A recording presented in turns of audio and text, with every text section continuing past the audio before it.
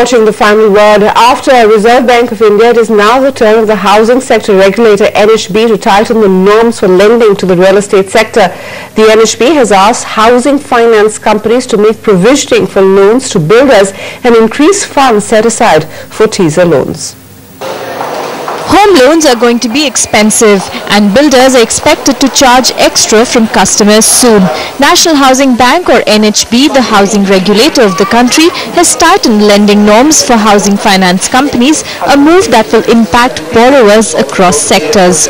NHB has asked HFCs to make a 0.4% general provision on loans other than to fund home purchases and increase the amount set aside against teaser mortgage loans.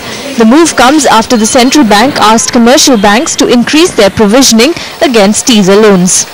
Now it has gone to around 7.8%, the average cost of funds. The new loans I am raising is around 9%. Some of the existing loans which were linked to this base rate have gone repriced and it is around 9%. I have increased the rate in the third quarter by 0.25%. Now we have no other option except to increase the rate of interest by 0.5% minimum. The move will impact developers by increasing the cost of capital, and they may have to tap other sources apart from housing finance companies to raise money.